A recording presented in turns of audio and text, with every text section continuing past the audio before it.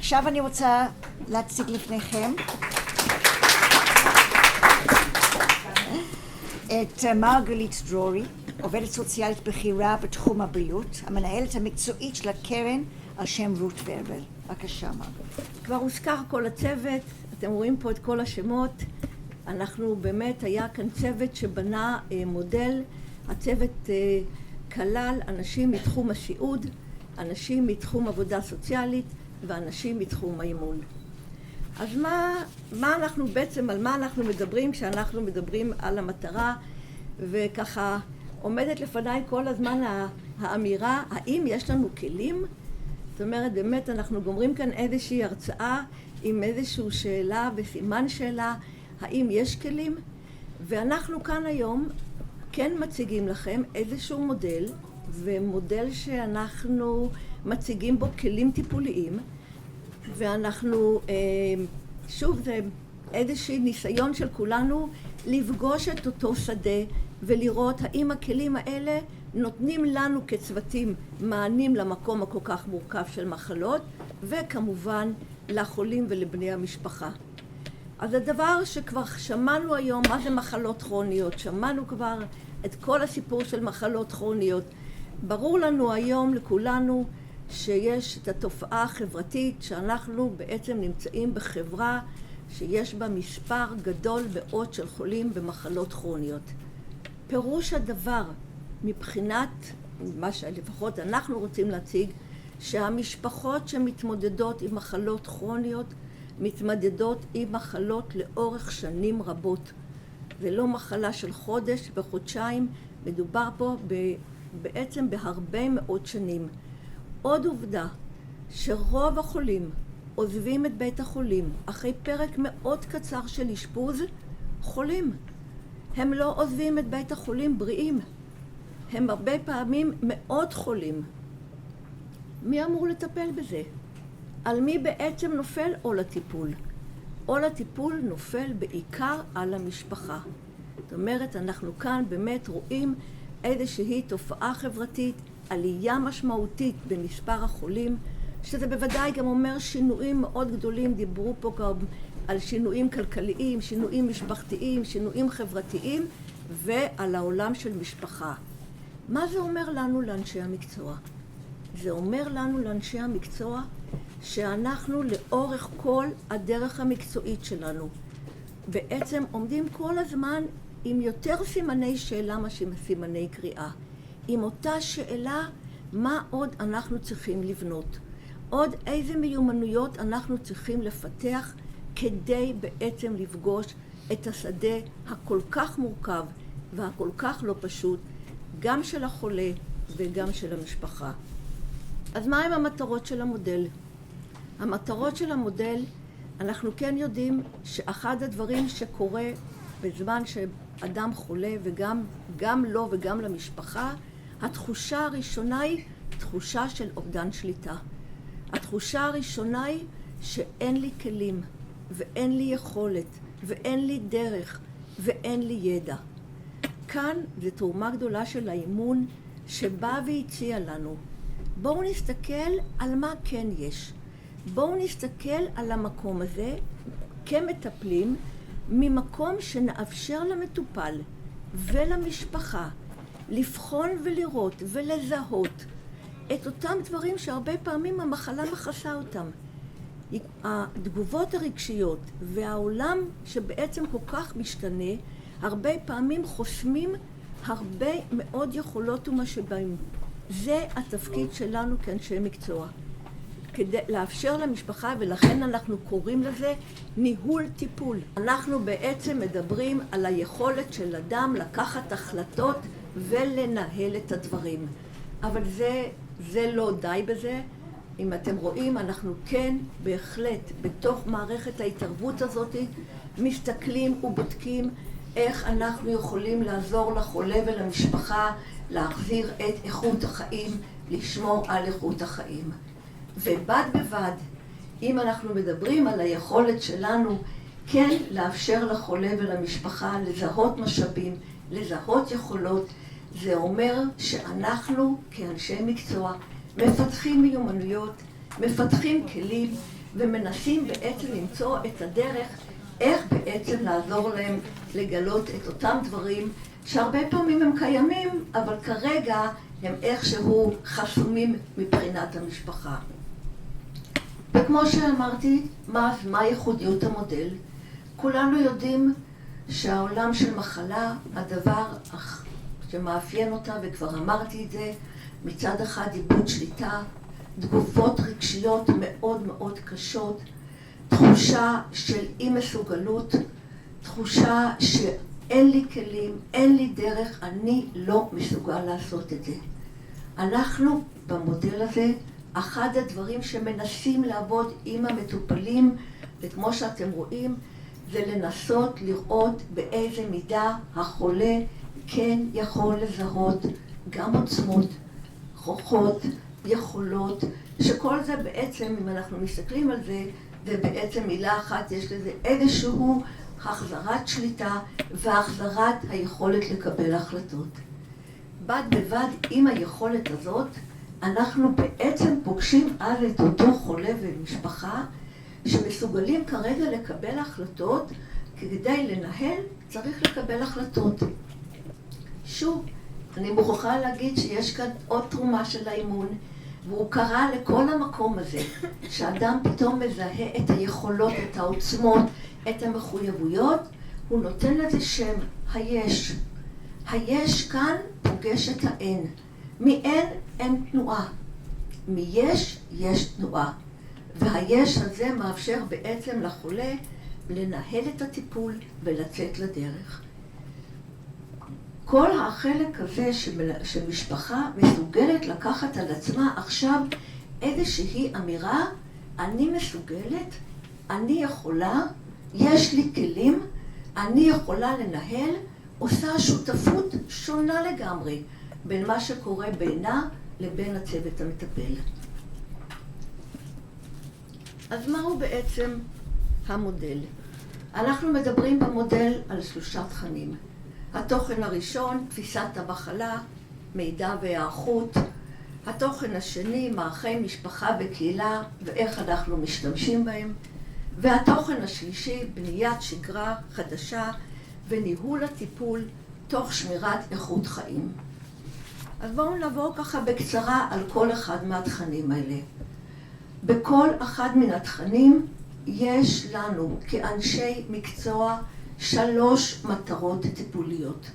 המטרה הראשונה בתפיסת המחלה זה לבדוק עם החולה ועם המשפחה מה הם יודעים על המחלה, מה הם יודעים על הטיפול, אבל לא די בזה.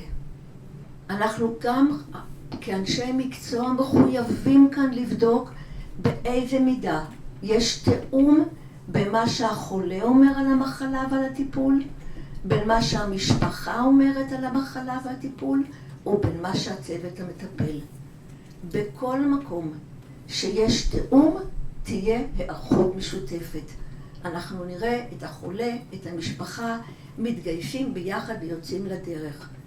בכל מקום שיש פער, כמו למשל שמשפחה שמעה מהצוות הרפואי, אין שום מניעה שהחולה יחזור לעבודה שהוא עבד בה.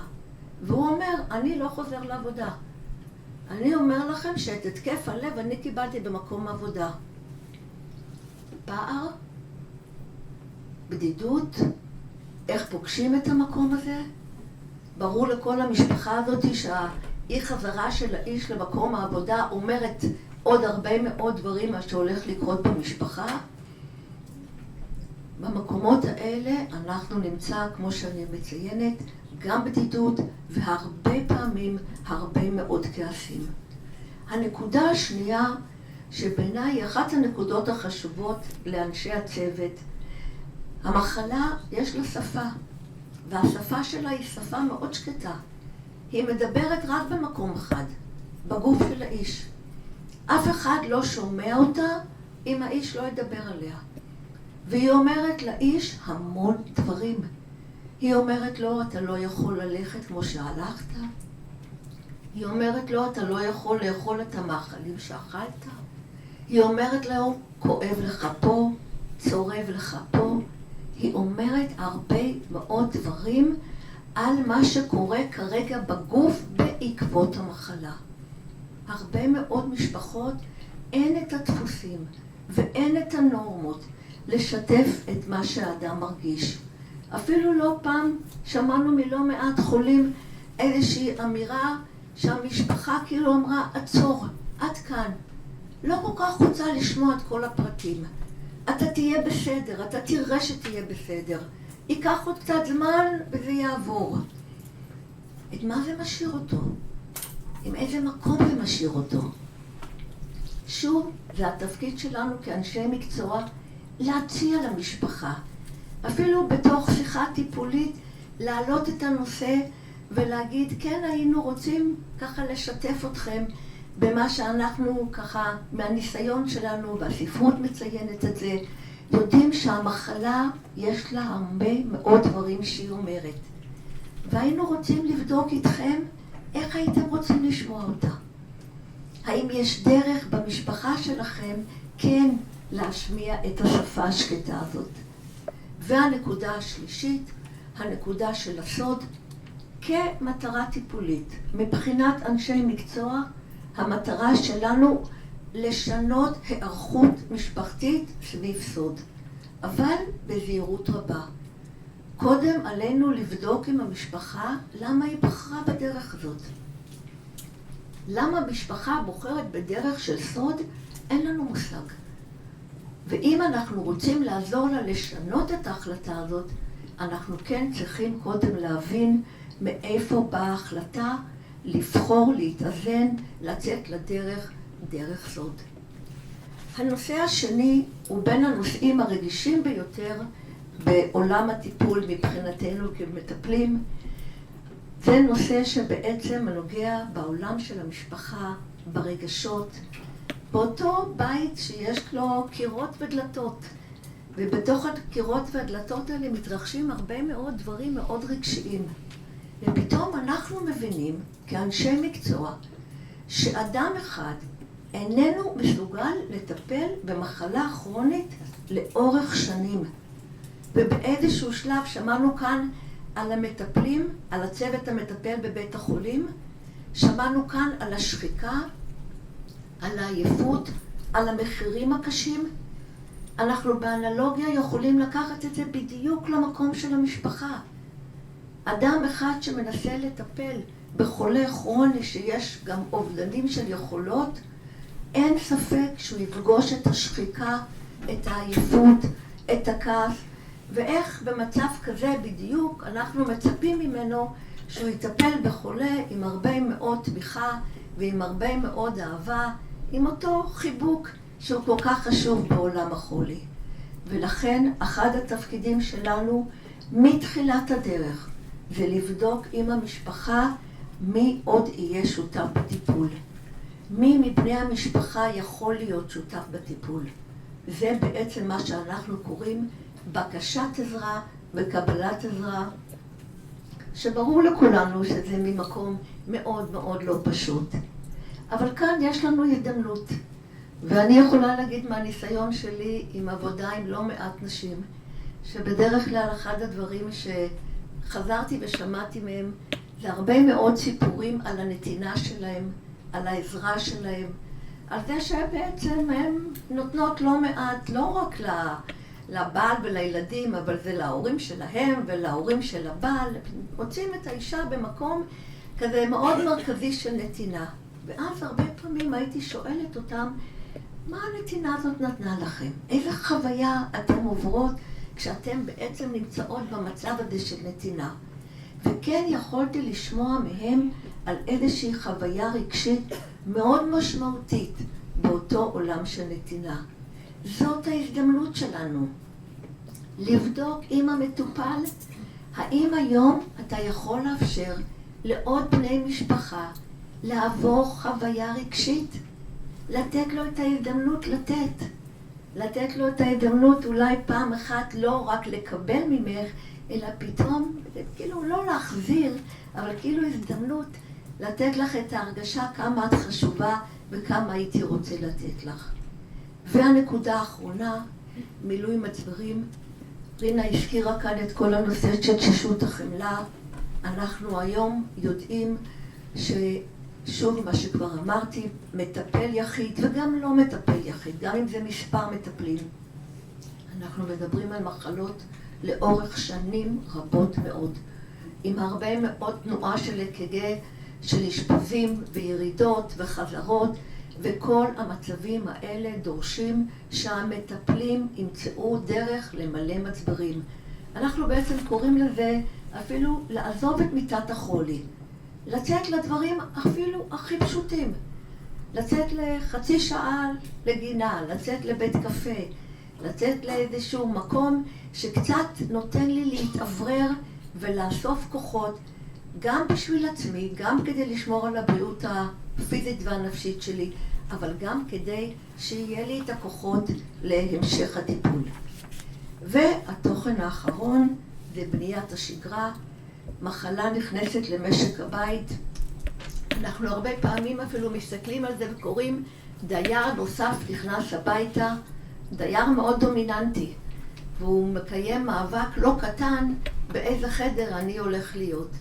ואז נשאלת השאלה, איזה שגרה המשפחה הזאת הולכת לבנות. אין לנו ספק שכניסת מחלה דורשת איזשהו שינוי בבניית השגרה.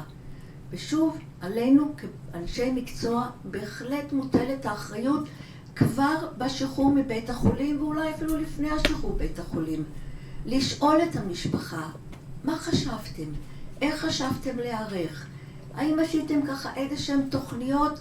איך אתם נערכים לקראת זה שהחולה חוזר הביתה? נקודה שנייה מאוד חשובה, אנחנו כן מוצאים לא מעט משפחות שמתאזנות סביב הנושא שמשאירים את החולה במצב של חולה. זאת אומרת, מונעים ממנו את אותם תפקידים שהוא עדיין מסוגל למלא. זה אחד התפקידים החשובים, גם את החולה לשאול איך אתה חוזר למרב התפקידים שלך, וגם את המשפחה לשאול איך את עוזרת לחולה לחזור למרב התפקידים שלו. לא לוותר בנקודה הזאת. ואחרונה, והמאוד חשובה, זה כל הנושא שאנחנו קוראים לו בילוי זמן חופשי, איכות חיים. אנחנו כאן פוגשים בעצם את עולם הבריאות. הבית קפה והגינה והשכנה והספר והסרט. כל המרכיבים האלה באים מעולם הבריאות. וכמה שהם נכנסים יותר למשק הבית, הם בעצם הגורם שכאילו עושה איזשהו מאבק סמוי עם המקום שהמחלה מנסה לתפוס בתוך המשפחה. שוב, זה התפקיד שלנו כאנשי מקצוע, לעודד את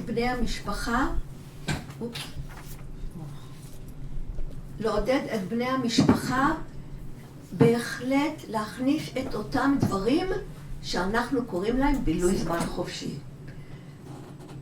כשאנחנו מסתכלים על כל שלושת התכנים האלה, וזה נכון, נורא יפה להגיד כאן איזה מטרות טיפוליות, אז איך אנחנו עושים את זה? כאן אני בחרתי להתייחס בעיקר לשתי סוגי שאלות, יש עוד שאלות. השאלה שאנחנו קוראים לה השאלה הפותחת, זאת שאלה שמאפשרת למטופל ולמשפחה לזהות ולהגיד איפה אני נמצא, מה אני יודע, מה אני אומר על המצב היום. זאת גם ההזדמנות שלנו לשמוע מאותו מטופל, וזה יעלה את הקשיים, את הדילמות, את הספקות, את אי הידיעה, ככה שלא יהיה כאן איזושהי הרגשה שבגישה הטיפולית הזאת אנחנו לא נותנים מקום למקום הקשה כל כך, שבהחלט מלווה את העולם של מחלה. עצם השאלה הפתוחה, אחד הדברים שהיא עושה, היא מאפשרת למטופל לספר לנו גם את אותם דברים שהוא כרגע מתמודד איתם, שהם כוללים את התגובות הרגשיות הקשות, את האובדנים, את המקום של אותו, מה שמלווה בעצם הרבה פעמים חולים, את המקום שהם קוראים לו האבל על אותם אובדנים. אלה שאלות של צילום מצב. זה לא מספיק. אחת המטרות שלנו זה לראות איך המשפחה בעצם צועדת לקראת שינוי. והשינוי, אנחנו בעצם מבצעים אותו עם שאלות פותחות, עם שאלות שמאפשרות למטופל ולמשפחה לבדוק ולבחון איזה עוד משאבים אנחנו משלבים כדי לפגוש את המצב הקיים. וכל זה אנחנו בעצם עושים בעזרת הטכניקות. הטכניקות שאנחנו כאן מציגים היום הן טכניקות מתחום הטיפול המשפחתי הרפואי ומתחום האימון. אני לא אעבור על כל טכניקה כי אין לנו זמן לפרט כל אחת מהן, אבל אני כן הייתי רוצה לתת מקום למספר טכניקות. קודם כל לעשות איזושהי הבחנה אולי בין הטכניקות שתרם לנו הטיפול המשפחתי הרפואי ובין הטכניקות שתרם לנו האימון.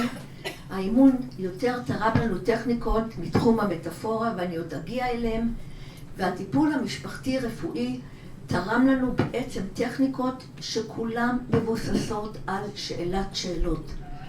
שתי השאלות או שתי הטכניקות המרכזיות שמלוות את כל הטיפול, מלוות גם את השאלה הפתוחה וגם את השאלה הפותחת, היא הטכניקה של הצטרפות ומסגור. כמו שציינתי, טכניקה של הצטרפות שמאפשרת לנו לשאול את המטופל, מה אתה יודע על המחלה? עד כמה הידע ברור לך? עד כמה ברור לך איך אתה נערך לטפל במחלה? האם יש דברים שאתה מרגיש שלא לגמרי ברורים? נותנים לנו תמונת מצב מה המטופל יודע על המחלה. אותו הדבר לגבי הרשת. מה אתה אומר על הרשת המשפחתית? עד כמה כשאתה מסתכל היום כאן על המשפחה שלך, על הילדים, על האחים, על האחיות, האם אתה יכול ככה להסתכל על המשפחה ולהגיד האם יש אפשרות שהם יערכו לתת יד שהם כן יהיו שותפים לטיפול? איפה זה נמצא היום? מי היום בעצם שותף לטיפול? זאת אומרת, בכל אחד מהתכנים שהזכרתי, אנחנו מתחילים בשאלות בעצם הפתוחות שמאפשרות למטופל לספר לנו איפה הוא נמצא. במקום הזה, כמו שכבר ציינתי, אנחנו כן נשמע את אותה אמירה, אין לי מושג על המחלה, אני לא מבין כלום. ישב איתי הרופא, ישבה איתי האחות, הסבירו לי, אין לי מושג בכלל מאיפה אני מתחיל. זאת תמונת המצב. ומפה אנחנו יכולים לדעת איך אנחנו בעצם מתחילים את הטיפול. לכן כל כך חשוב בעולם של טיפול להתחיל עם אותן שאלות שנותנות לנו כאנשי מקצוע בעצם תמונת מצב של המטופל, אבל הרבה יותר חשוב. השאלות האלה לפעמים אולי בפעם הראשונה מאפשרות למטופל פתאום להגיד במילים פשוטות, במשפטים, משהו שהרבה פעמים אולי ככה נמצא מאוד לא ברור בראש שלו, ופתאום זה מקבל תמונה ברורה. פתאום זה הרבה יותר ברור. השאלות שאנחנו כאן נמצא אותן גם בשאלות, גם במסגור, גם בהצטרפות, גם במסגור וגם במיקוד, כולם יהיו שייכות כמובן לאותן שאלות שאנחנו קוראים להן שאלות פתוחות. מה שבא לקראתנו בשאלות הפותחות זה שתי טכניקות מרכזיות, ה-one up position וה-one down position, המגרש והתרמיל. אגב, המגרש והתרמיל בהחלט רלוונטיים גם לחלק הראשון לשאלה הפתוחה, מה השתנה במגרש הביתי, מי נוסף למגרש הביתי, איך אתה רואה את המגרש הביתי, כל אלה שאלות שהן עדיין נמצאות בתוך סדרת השאלות הפתוחות.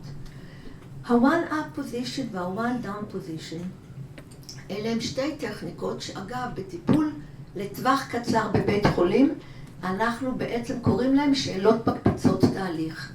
כאן השאלות, הטכניקה הזאת, אנחנו מסתכלים עליה באמת בשתי צורות. הראשונה, אנחנו מציעים פתרון, אבל לא פתרון מהעולם האישי שלנו. פתרון שאנחנו למדנו מהרבה מאוד משפחות שהתמודדו עם אותה מחלה, שהתמודדו עם מצב מאוד דומה. ואנחנו כן אומרים למשפחה, מהניסיון שלמדנו בהרבה מאוד משפחות, למדנו מהם שהם מצאו דרך ואנחנו מציינים את הדרך. אבל אז אנחנו כולנו צריכים לקחת בחשבון את הרגישות הרבה ואת הכבוד שאנחנו צריכים לתת למשפחה. ולכן אנחנו בעצם משתמשים בטכניקה של ה-one down position. היא נקראת one down position כי אנחנו מעלים את המשפחה למעמד של המומחים. מי שמכיר את משק הבית, מי שמכיר מה מתאים לו ולא מתאים לו, זה המשפחה. ואז אנחנו כן אומרים למשפחה, אנחנו כאן לבדוק איתכם, האם הפתרון הזה מתאים לכם. מההיכרות שלכם את המשפחה זה משהו שהייתם יכולים לאמץ כאחת הפתרונות. האימון, אני רוצה להגיד, מחוץ לחלק שהוא באמת נותן לנו את המגרש ואת התרמיל. אגב, בתרמיל, אחד הדברים שהאימון מציע לנו לעשות, זה לאפשר למטופל להסתכל על התרמיל ולתכולה שלו, ולראות מה אנחנו רוצים להשאיר בתרמיל הזה. שוב, אנחנו מדברים על תרמיל וירטואלי, שבעצם כל החיים שלנו נמצאים בתוך התרמיל הזה. מה אנחנו רוצים להשאיר? אם במהלך ההתערבות שלנו החולה קיבל איזשהם החלטות על בקשת עזרה מבני משפחה, קיבל מידע על הטיפול והוא מרגיש שהוא יודע הרבה יותר מה לעשות, קיבל החלטות איך אני יוצא לדרך לכיוון בניית שגרה משפחתית, כל האי ידיעה של הדברים האלה יצאה מהתרמיל.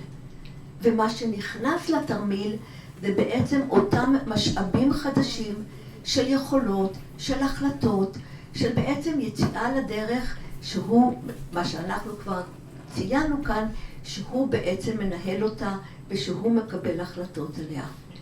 אני לא אכנס לכל שאר הטכניקות, אולי עוד מילה אחת על הטכניקות של האימון. אם אתם מסתכלים, מגרש, תרמיל, שחקן, כל זה מעולם הבריאות, כל זה מעולם הספורט. ספורט, אין מקום יותר בריא מספורט.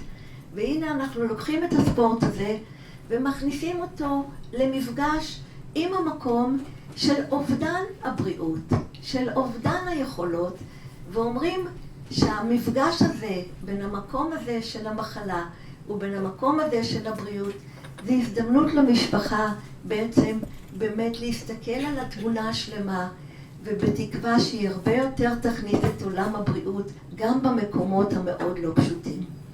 אז מה הם הדרך שאנחנו מבצעים את המודל הזה? שוב, אני מוכרחה להגיד כאן באמת את התרומה המאוד גדולה של האימון. האימון מציע לנו שהשאלה הפתוחה מאפשרת לנו לבדוק עם המטופל את המצוי, את המקום שהוא נמצא בו כרגע, אבל כרגע אנחנו עם קבלה ועם החלטה עם המטופל על מטרה, אנחנו צועדים איתו עם היש, עם היכולות, לכיוון הרצוי. לאותו כיוון שהוא בעצם יקבל החלטות גם על ניהול הטיפול, וניהול הטיפול, כמו שאמרתי, הוא לא רק הרפואי, הוא ניהול הטיפול הרפואי וכל משק הבית, וגם יוכל לשלב את איכות החיים בתוך השגרה היומיומית שלו. הדרך הזאת שבחר והיא כל כך בנויה על טכניקות וכל כך בנויה על איזשהו מבנה מאוד מאוד מסודר, כן מאפשרת לנו בדיקת תוצאות. ולסיכום, אנחנו כאן כתבנו שתוצאות אפשריות. אני כן רוצה להגיד את התוכנית הזאת מלווה חברת הערכה, ויש לנו כבר תוצאות יותר ברורות על הבוגרים שלנו, וגם היום אנחנו אחרי הפסקה נשמע חלק מהבוגרים שלנו שמציגים את היישום של המודל הזה, אבל נדמה לי שכמה דברים בולטים מהשאלונים שהועברו. אחד הדברים, כן, שמענו מהבוגרים איזושהי אמירה שהם הרגישו שמשפחה קיבלה הרבה יותר כלים, שמשפחה קיבלה איזושהי תחושה שיש לה יותר מיומנויות ויותר משאבים לנהל את הטיפול. משפחה קיבלה הרבה יותר ביטחון במקום של לקבל החלטות, גם רפואיות וגם משפחתיות. ואחד הדברים שאנחנו כן מצאנו, וזה חזר, אני חושבת כמעט בכל השאלונים, שאנשי מקצוע חזרו ואמרו שזה נתן להם איזושהי תחושה מקצועית מאוד טובה. חלק אפילו השתמשו במילה העצמה מקצועית. הרגשנו שאנחנו היום אנשי מקצוע שיש לנו כלים, שיש לנו מענים למקומות הכל כך מורכבים שאנחנו פוגשים. תודה רבה, ותודה רבה על...